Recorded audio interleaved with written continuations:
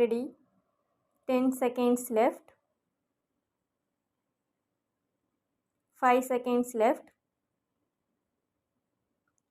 Start. Mr. Deputy Speaker Sir, I am glad I have been given an opportunity to express my view on the demand for grant for education. Now we are thinking of putting up huge dams and construction of canals. There is no doubt that these amenities will increase human welfare, but at the same time we must see that opportunities are given to our children to rise to their fullest heights. We have been doing things in a particular way all these years, and we think it is impossible to do them in any other way. But if we are serious about education for our children, then I think that the whole problem requires a dynamic approach. I must say that our education minister has been thinking in a dynamic way so far as certain aspects of education are concerned.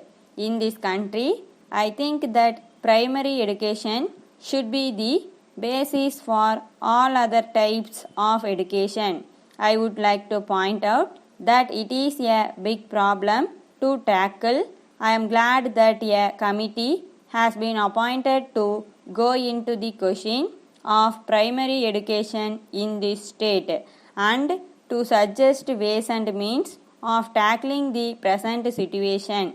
I hope it will make recommendations which will enable us to solve the problem of primary education speedily in this state. There is another aspect to which I would like to refer. It has now become a fashion for us to say that the standards have gone down. I should like to know who has been responsible for the fall in standards. The education department is supervising educational activities. I have all praise for it. I know that all educational institutions are today manned by trained teachers. Some may say that the fault lies in the raw material. It is not at all correct. I am sure that the children of today are much better than the children on the old days because they are brought up in an atmosphere of freedom. So it is the responsibility of this house to find out the reason for the fall in standards and to rectify matters. In the matter of education, I must bring to the notice of the government that there is a tendency on the part of private managements to think of education as a business proposition. I hope that the education committee will look into this also. So far as the municipalities are concerned, a large part of their income is being utilized for elementary education. If the government take over this responsibility or find funds for running these institutions, it will enable the municipalities to provide other amenities to the people. I hope that the Honorable Minister will look into this question also. In this connection, I would like to point out that schools are concentrated in particular areas. There are labor schools, local body schools and other schools.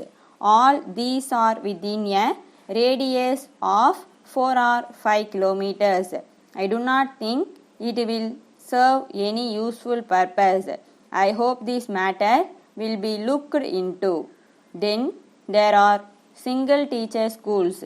Whenever the problem of unemployment becomes acute, the government think of starting more and more schools so that the unemployed people may be employed as teachers. So, education is thought of as a means of providing jobs for unemployed people. So, there is need for a basic change in the approach of the government to the problem of education. I hope that even primary school teachers will be selected on the basis of a competitive examination so that we may have good teachers. Letter from the National Paper Company, Lucknow, to Messrs. Madhavan and Company, New Delhi.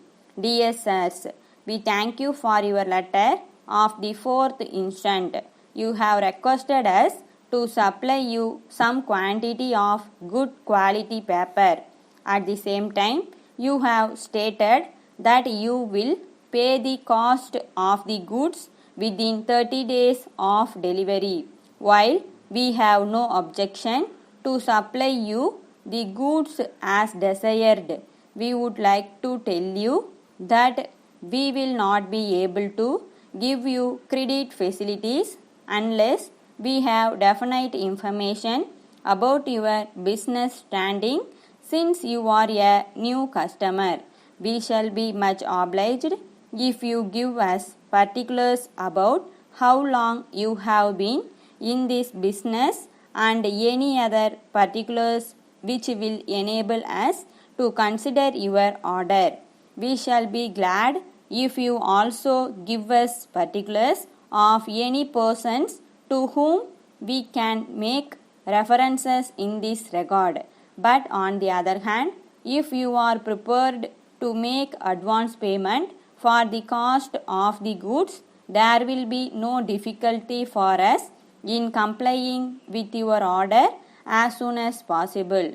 So it is a matter for you to decide and inform us of your decision.